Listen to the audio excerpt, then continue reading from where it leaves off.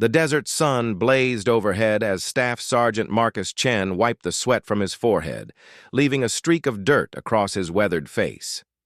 His unit had been searching for 3 days now, combing through the rocky terrain of the mountains that stretched endlessly before them. The mission seemed impossible, but Marcus had learned long ago that impossible was just another word for challenging. The radio crackled to life in his ear. "Alpha Team, this is base. Any sign of the missing reconnaissance team?" The voice of Commander Phillips cut through the static, heavy with concern. Marcus pressed the radio button on his vest. "Negative, sir. We've covered 12 clicks of rough terrain. No visual contact, no radio signals, nothing." He paused, looking at the faces of his men. Each one showed the same determination mixed with exhaustion that he felt in his bones. "But we're not giving up." The story began 5 days earlier when a 4-man SEAL reconnaissance team had gone dark during a routine surveillance mission in enemy territory. Their last known position was somewhere in these unforgiving mountains, where caves and crevices could hide an army. The terrain was brutal, with jagged rocks that could slice through boots and sudden drops that appeared without warning. Marcus had volunteered his team for the search and rescue mission without hesitation. The missing men weren't just fellow soldiers, they were brothers. In the military, you never left anyone behind, no matter what the cost. That code was written in blood and honor, passed down through generations of warriors who understood that trust was the foundation of everything they did. His team consisted of 6 experienced operators, each handpicked for their skills and unwavering loyalty. There was Rodriguez, the medic whose steady hands had saved more lives than anyone could count. Jackson, the communications expert who could make contact with base camp from the bottom of a canyon. Williams, the demolition specialist whose calm demeanor hid an explosive expertise. Thompson, the sniper whose eagle eyes could spot movement from impossible distances. And finally, Peterson, the youngest member of the team whose enthusiasm reminded Marcus of himself 20 years ago. They had started their search at dawn on the first day, moving in a careful formation through territory that belonged to no one and everyone. The mountains held secrets, and not all of them were friendly. Intel reports suggested enemy forces were operating in the area, making every step potentially dangerous. But danger was something these men had made peace with long ago. The first day yielded nothing but sore feet and empty radio frequencies. They had called out on emergency channels, searched every visible cave, and followed tracks that led nowhere. As night fell, they made camp in a defensive position, taking turns on watch while trying to grab a few hours of rest on the hard ground. Marcus lay on his back, staring up at stars that seemed close enough to touch in the clear mountain air. He thought about the missing team leader, Lieutenant Sarah Mitchell, a tough-as-nails officer who had earned the respect of every man under her command. She was the kind of soldier who led from the front, never asking her men to do anything she wouldn't do herself. The thought of her and her team trapped somewhere in these mountains made sleep impossible. The second day brought new challenges as they moved deeper into hostile territory. The landscape grew more treacherous, with loose rocks that could trigger avalanches and narrow paths that forced them to move single file. They found traces of human passage, old campfire remains, and disturbed vegetation, but nothing recent enough to give them hope. It was Rodriguez who found the first real clue. Hidden beneath a pile of rocks near a water source, he discovered a small piece of torn fabric that matched the desert camouflage pattern of SEAL uniforms. The fabric was fresh, no more than a few days old, and it had been deliberately placed where someone might find it. "They're alive," Marcus said, examining the fabric carefully, "and they're smart enough to leave us a trail." The discovery energized the team like a shot of adrenaline.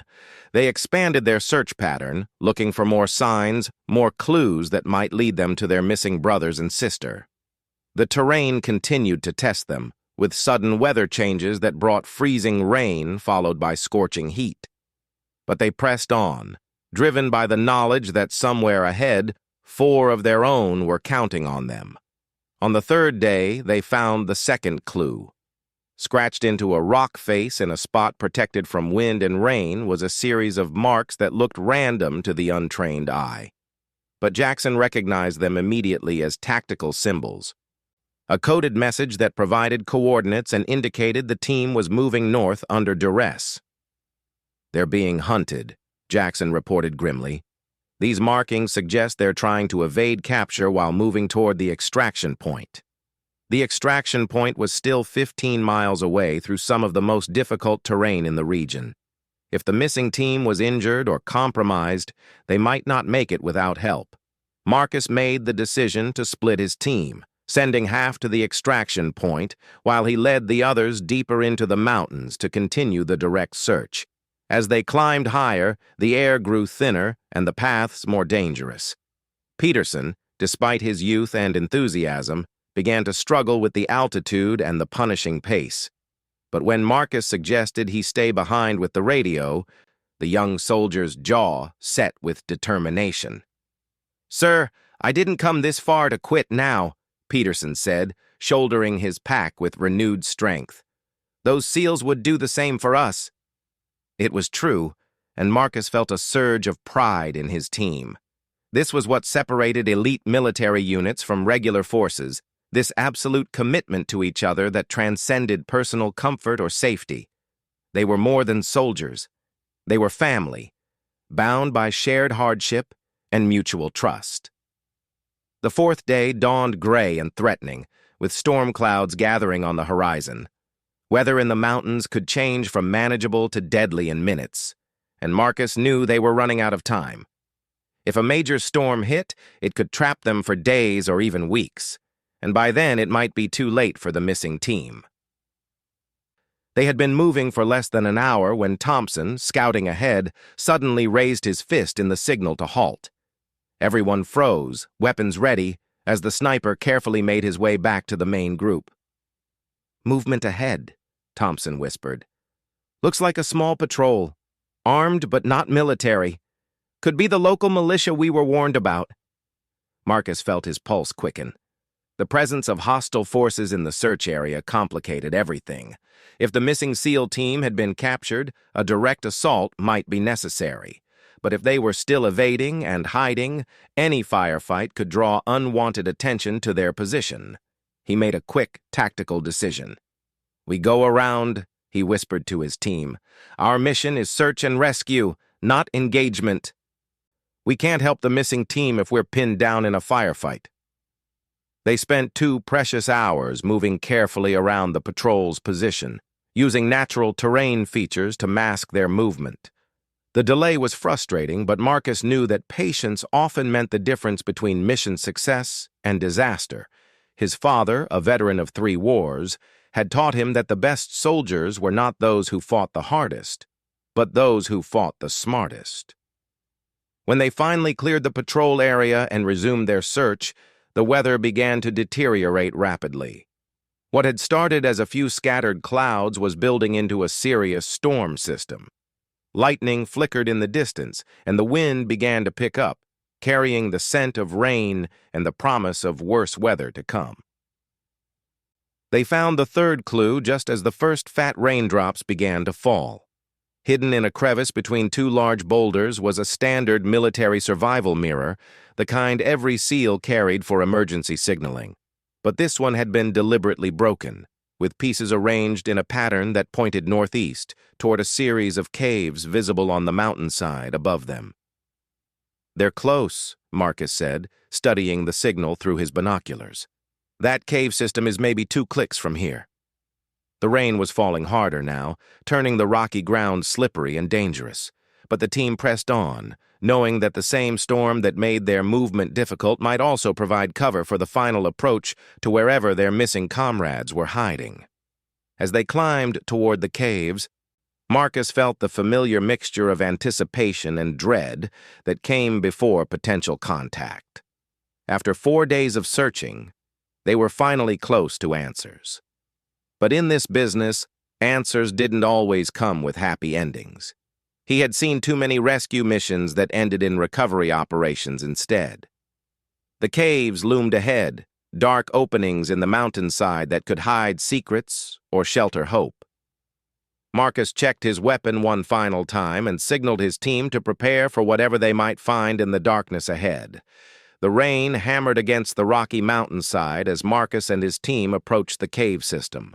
Water ran in rivulets down the stone face, making every step treacherous. The storm had arrived with the fury of nature unleashed, turning what should have been a careful approach into a desperate race against time. Marcus raised his night vision goggles, scanning the cave entrances for any sign of movement. There were at least 6 openings visible from their position, creating a maze of possibilities. The missing SEAL team could be in any one of them, or they could have moved on entirely, using the caves only as a temporary shelter. Thompson, moving with the silent precision of a trained sniper, had already positioned himself to provide overwatch from a rocky outcrop 50 meters away. His rifle scope swept methodically across each cave entrance, looking for any threat that might emerge.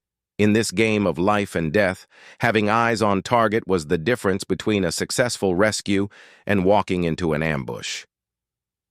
Rodriguez checked his medical supplies for the 3rd time, his experienced hands moving automatically over bandages, morphine, and emergency trauma equipment. After 20 years as a combat medic, he had learned to prepare for the worst while hoping for the best. His face was calm, but Marcus could see the tension in his shoulders, the way his jaw was set in preparation for whatever they might find. The first cave they approached was shallow, barely more than an indentation in the rock face. But Jackson's trained eye spotted something immediately. Scratched into the wall, nearly invisible unless you knew what to look for, were more tactical markings. This time the message was clear. Moved deeper, too injured, being tracked. Marcus felt his heart sink. Too injured meant serious problems.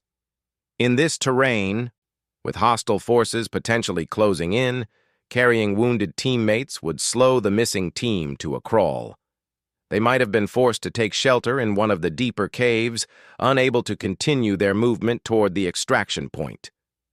The second cave entrance was larger, disappearing into darkness that their flashlights couldn't penetrate. As they prepared to enter, Peterson suddenly grabbed Marcus's arm, his young face tense with concentration. "Sir," he whispered, "do you hear that?" Marcus held his breath, straining to listen over the sound of rain and wind. At first there was nothing, just the hollow echo of water dripping in the cave depths. But then he heard it too, a faint sound that made his pulse quicken. It was the distinctive pattern of emergency tapping, the Morse code signal that every military unit learned for situations exactly like this. Tap, tap, tap, tap, tap, tap, tap, tap. The universal distress signal, repeating every 30 seconds from somewhere deep in the cave system. "That's them," Marcus whispered, feeling a surge of hope mixed with urgency. "Jackson, get on the radio. Tell base we have potential contact." They moved into the cave with weapons ready, using hand signals to communicate in the darkness. The tapping continued, growing slightly louder as they moved deeper into the mountain. The cave system was more extensive than it had appeared from outside, with multiple passages branching off in different directions. The sound was coming from the left passage, down a narrow tunnel that forced them to move single file. Marcus took point, his rifle light cutting through the darkness ahead. The walls were rough and uneven, carved by countless years of water flow, and the ceiling was low enough that they had to duck in places. After what felt like an eternity but was probably only 10 minutes, they emerged into a larger chamber, and there, huddled against the far wall, were 4 figures in desert camouflage. Lieutenant Sarah Mitchell looked up as their lights found her, her face breaking into a smile despite the obvious pain etched in her features. "About time you guys showed up," she said, her voice hoarse but strong. "We were starting to think you'd forgotten about us." Rodriguez was already moving, his medic instincts taking over as he assessed the condition of the missing team. Lieutenant Mitchell had a makeshift bandage around her left arm, darkened with dried blood. Beside her, Sergeant First Class Davis was unconscious, his leg obviously broken and splinted with pieces of equipment. The other two team members, Corporal Martinez and Petty Officer Chang, were alert but showed signs of exhaustion and dehydration. "What's your status, Lieutenant?" Marcus asked, while Rodriguez began a more thorough medical examination of the injured soldiers. "We were compromised on day 2, Mitchell explained, accepting a water bottle from Peterson. "Local militia spotted us during surveillance and opened fire. Davis took a round in the leg, and I caught some shrapnel from a grenade. We managed to break contact and make it to these caves, but they've been hunting us ever since." She gestured toward the cave entrance they had just come through. "We've been moving deeper into the system each day, trying to stay ahead of search patrols. But Davis is getting worse, and we're running out of options." Rodriguez looked up from his examination, his expression serious. "Davis needs immediate evacuation. That leg wound is infected and he's showing signs of sepsis. We need to get him to a field hospital within 6 hours, or we're going to lose him." The situation had suddenly become much more complicated. They were deep in hostile territory, at least a day's hard travel from the extraction point, with a critically wounded soldier who couldn't walk. The storm outside was getting worse, making helicopter evacuation impossible. And somewhere in the darkness beyond the caves, enemy forces were still searching. Marcus felt the weight of command settling on his shoulders like a physical burden. Every decision he made now would determine whether they all made it home or whether this rescue mission became a recovery operation. He had been in situations like this before, but the pressure never got easier. "Options?" he asked his team, knowing that the best solutions often came from the collective wisdom of experienced soldiers rather than individual command decisions. Thompson's voice crackled over the radio from his overwatch position. "Sir, I've got movement on the approach route. Looks like a patrol of 6 to 8 hostiles moving this way. They'll be at the cave entrance in 20 minutes.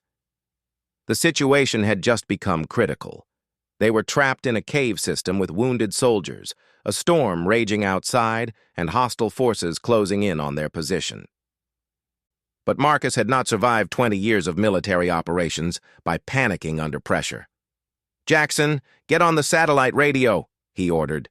"Tell base we need immediate emergency extraction at grid reference 3847. Tell them we have wounded and are under immediate threat." "Rodriguez, how mobile is Davis?" "With enough morphine and a stretcher, we can move him," the medic replied. "But it won't be fast, and it won't be quiet." Marcus studied the cave map that Martinez had been maintaining during their 3 days of hiding. The system was more extensive than he had realized, with multiple entrances and several larger chambers. But more importantly, it connected to another cave system on the opposite side of the mountain. "There," he said, pointing to the map. "If we can get through this passage, we come out on the north face. That puts us within 2 clicks of the emergency extraction point." Lieutenant Mitchell struggled to her feet, despite Rodriguez's protests. "That passage floods during heavy rain," she warned. "We checked it on the first day. It might not be passable now." Outside, lightning illuminated the cave entrance, followed immediately by a crash of thunder that shook the ground beneath their feet. The storm was directly overhead now, and water was already beginning to flow more heavily through the cave system. "It's our only option," Marcus decided. "We can't fight our way out past that patrol, not with wounded. And we can't stay here and wait for them to find us." Williams, who had been quietly studying the cave structure, spoke up. "If that passage does flood, we'll need to move fast. I can rig a small charge to collapse the tunnel behind us, buy us some time if the hostiles try to follow." It was a desperate plan, but desperation sometimes bred the kind of innovation that saved lives. Marcus looked at each member of his team, seeing the same determination in their faces that he felt in his heart. They were not going to leave anyone behind, no matter what it took. Rodriguez finished stabilizing Davis for transport, using their combined medical supplies to create an improvised stretcher from equipment and uniform material. The unconscious soldier stirred briefly, his fever-bright eyes focusing on Marcus with difficulty. "Don't leave me behind," Davis whispered, his voice barely audible. Marcus knelt beside the stretcher, his hand on the wounded soldier's shoulder. "Not happening, son. We're all going home together." The sound of voices echoed from the main cave entrance, distant but growing closer. The patrol had arrived ahead of schedule, and they were already beginning their search of the cave system. Marcus could hear them calling to each other in a language he didn't recognize, but their intent was clear enough. "Time to move," he whispered to his team. They lifted Davis's stretcher as carefully as possible and began moving toward the passage that would either lead them to safety or trap them in a flooded tomb. The wounded soldier bit down on a piece of equipment to muffle any sounds of pain, showing the same courage that had made him a SEAL in the first place. The passage was narrow and sloping downward, with water already ankle-deep and rising. Mitchell led the way, her knowledge of the cave system invaluable despite her injured arm. Behind them, Williams placed his charges and set the timer, giving them a 10-minute head start before the explosion would seal their route. As they moved deeper into the mountain, the sound of the pursuing patrol grew fainter, replaced by the ominous rush of water flowing through stone channels carved by centuries of flash floods. Marcus tried not to think about what would happen if the passage completely flooded before they reached the other side. In the military, you focused on the mission, not on the 100 ways it could go wrong. The water was knee-deep now, cold and fast-moving, making every step a battle for balance while carrying the stretcher. Davis had lost consciousness again, which was probably a mercy given the pain of being transported through such difficult terrain. Rodriguez stayed close to the stretcher, monitoring vital signs and adjusting the makeshift IV he had rigged using their emergency supplies. Behind them, the explosion echoed through the mountain like distant thunder, followed by the rumble of falling rock. Williams had done his job perfectly, sealing the passage and buying them precious time. But time was still their enemy, along with rising water, exhaustion, and the critical condition of their wounded teammate. The water was chest-deep now and rising fast. Marcus could feel the current tugging at his legs, threatening to sweep them all downstream into the darkness of the flooded cave system. The stretcher carrying Davis had become almost impossible to manage, with 4 men struggling to keep it level while fighting against the rushing water.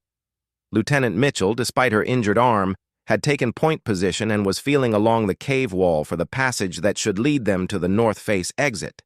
Her face was pale with pain and exhaustion, but her voice remained steady as she called back directions to the team. 30 meters ahead," she shouted over the roar of the water. "There should be a sharp turn to the right, then an upward slope." Rodriguez was having difficulty keeping Davis's head above water while monitoring his vital signs. The wounded soldier's condition was deteriorating rapidly, his fever spiking despite the cold water surrounding them. Every minute they spent in the flooded passage was a minute closer to losing him entirely. Peterson, the youngest member of the team, suddenly stumbled and went under. The current immediately grabbed him, pulling him toward a side passage that disappeared into complete darkness. Without hesitation, Jackson lunged forward, catching the young soldier's equipment harness and hauling him back to the group. "Stay together," Marcus commanded, his voice cutting through the chaos. "Nobody gets separated. We all make it out, or none of us do." It was the code they all lived by, the promise that bound them together as more than just soldiers. In the worst moments, when everything seemed impossible, that promise was what kept them moving forward. They were not just fighting for themselves anymore, they were fighting for each other. The sharp turn Mitchell had mentioned appeared suddenly in their lights, and beyond it, they could see the blessed sight of an upward slope. The water level dropped to waist-deep, then knee-deep, as they climbed toward what they hoped was the exit. Davis stirred on the stretcher, his eyes opening briefly to focus on Marcus. "How much farther?" the wounded soldier whispered. "Almost there," Marcus replied, though he had no idea if that was true. "Just hold on a little longer." The passage opened into another chamber, this one filled with fresh air that carried the scent of rain and vegetation. Somewhere ahead was the outside world, freedom from the mountain that had nearly become their tomb. But they were not safe yet. Lieutenant Mitchell collapsed against the cave wall, her strength finally giving out. The infected wound on her arm had drained her reserves, and the stress of leading them through the flooded passage had pushed her beyond her limits. Rodriguez immediately moved to check her condition while still maintaining watch over Davis. "I'm okay," she insisted, though her pale face and labored breathing told a different story. "Just need a minute to catch my breath." Marcus made a command decision. "Peterson, Williams, take point and find the exit. Jackson, get on the radio and see if you can raise base camp. We need that extraction more than ever." As his team moved with practiced efficiency, Marcus knelt beside the two wounded soldiers. These were his people, his responsibility, and their condition was a weight he carried in his chest, like a physical pain. In 20 years of military service, he had learned that command meant making impossible choices, but it never got easier. Williams called back from the passage ahead. "Exit secured, sir. We're on the north face, about 2 clicks from the extraction point, but we've got a problem." Marcus felt his heart sink. There always seemed to be another problem, another obstacle between them and safety. "What is it?" "Weather's getting worse out here. Visibility near zero, wind gusts that could knock a man over. And sir, I can see lights moving down in the valley. Looks like search parties, multiple groups, all converging on this area." The enemy forces had figured out their escape route and were moving to cut them off. Marcus had hoped the collapsed passage would buy them more time, but their pursuers were more determined and better organized than he had anticipated. The storm that had helped conceal their movement was now working against them, grounding any possibility of helicopter extraction. Jackson's radio crackled with static and broken transmissions.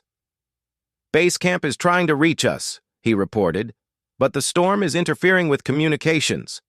I'm getting fragments about extraction being delayed due to weather." They were on their own, with 2 critically wounded soldiers, hostile forces closing in, and extraction uncertain. But Marcus had not brought his team this far to give up now. The easy choice would be to find a defensible position and wait for help. The right choice was to keep moving, to fight their way to safety through whatever obstacles stood in their path. "We move to the extraction point," he decided. "Whatever's waiting for us there, we deal with it when we get there." Rodriguez had stabilized both wounded soldiers as much as possible with their remaining medical supplies. Davis was conscious but weak, his infected leg wound requiring immediate surgical attention that they couldn't provide. Mitchell was mobile but needed support, her injured arm making it difficult to maintain balance on the rough terrain. They emerged from the cave into a world transformed by the storm. Rain drove horizontally across the mountainside, reducing visibility to mere meters.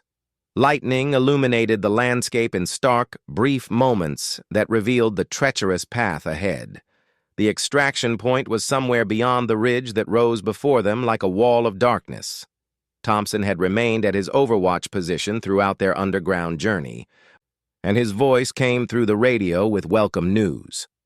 "Alpha Team, this is Overwatch. I've been tracking the search parties. They're moving slowly due to the weather, but they're organized. Estimate 45 minutes before they reach your position." 45 minutes to cover 2 kilometers of mountain terrain while carrying wounded soldiers in the worst weather any of them had seen. It should have been impossible, but Marcus had stopped believing in impossible 4 days ago when they started this mission. They moved out in tactical formation with Peterson and Williams taking point while Jackson and Rodriguez carried Davis on the improvised stretcher. Marcus stayed close to Lieutenant Mitchell, ready to provide support if her strength gave out completely.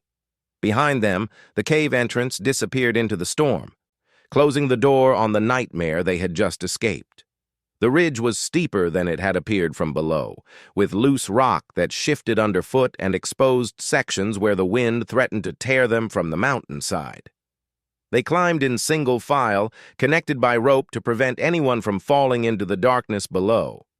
Each step was a victory against gravity, weather, and the clock that was counting down to their capture, or worse. Peterson, climbing ahead of the main group, suddenly raised his fist in the halt signal. Everyone froze, weapons ready, as the young soldier pointed toward a rocky outcrop ahead. Through the rain and darkness, they could see the faint glow of lights, moving with the purposeful pattern of a search patrol. Marcus felt time compressing around them like a closing fist. The extraction point was just beyond that outcrop, but hostile forces had arrived first. They were trapped between the search parties below and the enemy patrol above, with wounded soldiers who needed immediate medical attention. But in that moment of crisis, Marcus remembered something his father had told him years ago during his first deployment. "Son, being a hero isn't about being fearless. It's about being scared and doing what's right anyway." He looked at his team, these men who had volunteered for an impossible mission and followed him into the depths of hell itself. They were exhausted, outnumbered, and facing odds that any reasonable person would call hopeless. But they were still here, still fighting, still refusing to give up on their fallen comrades. "Williams," he whispered into his radio, "how much explosive do you have left?" "Enough for one good distraction, sir." "Thompson, can you create a diversion from your position?" "Affirmative.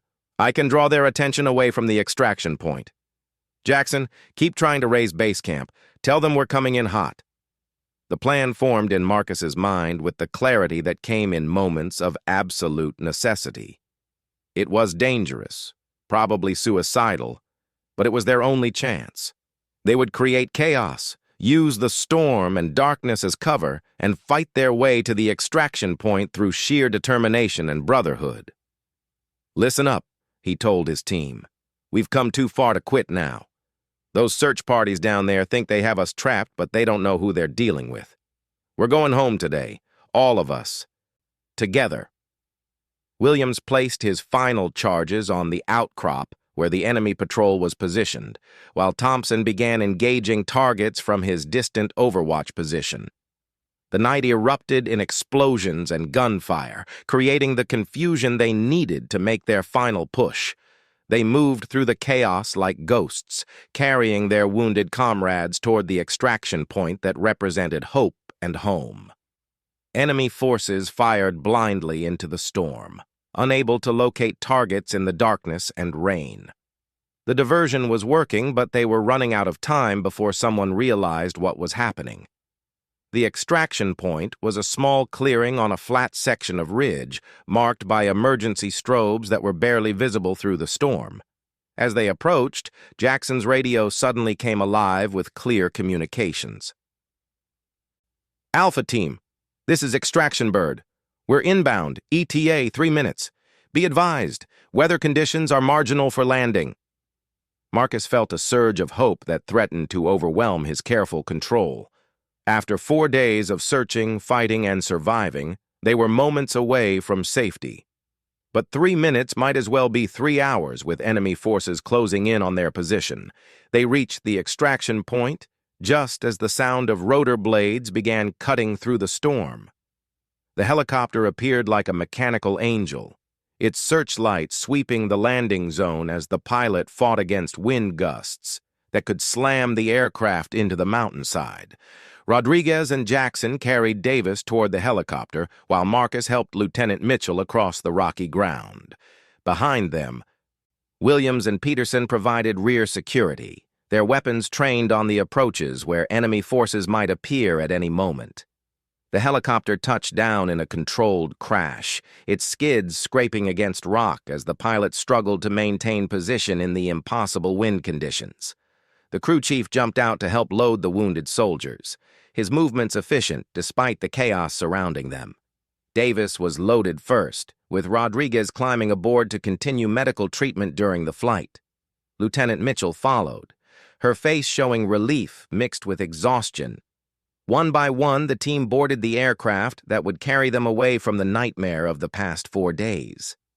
Marcus was the last aboard, as commanders should be.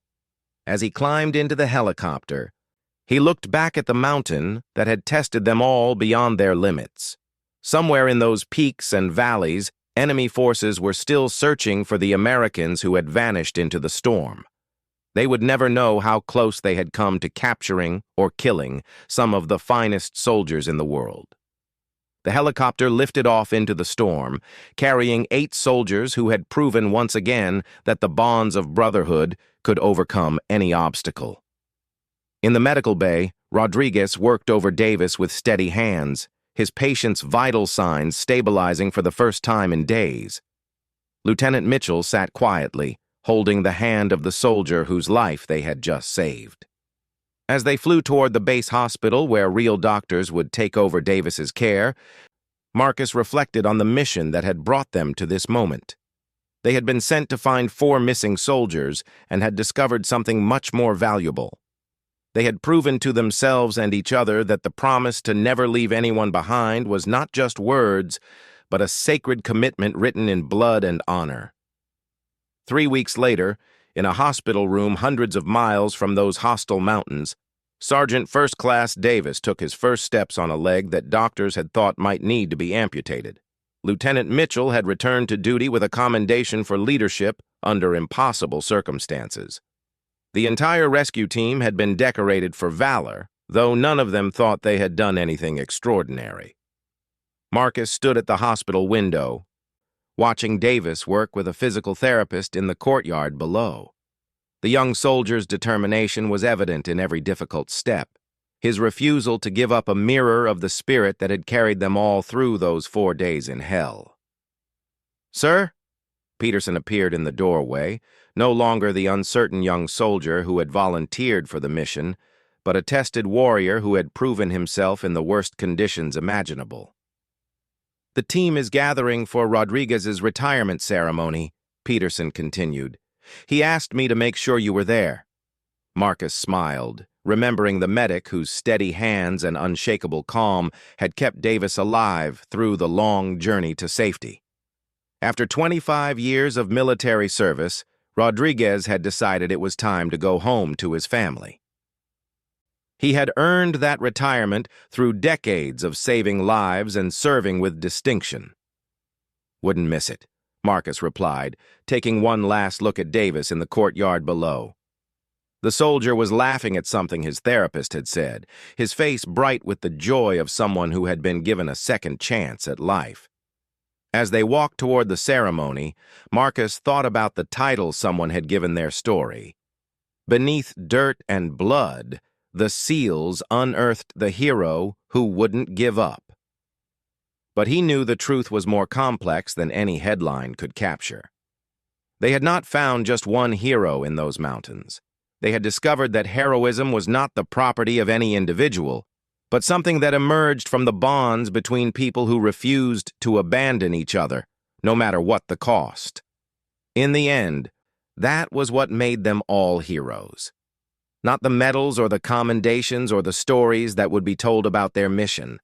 It was the simple truth that when the moment came to choose between the easy path and the right path, they had chosen each other.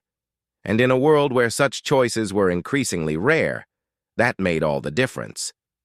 The ceremony was small and private, attended only by the soldiers who had shared those 4 days of hell and emerged stronger for the experience.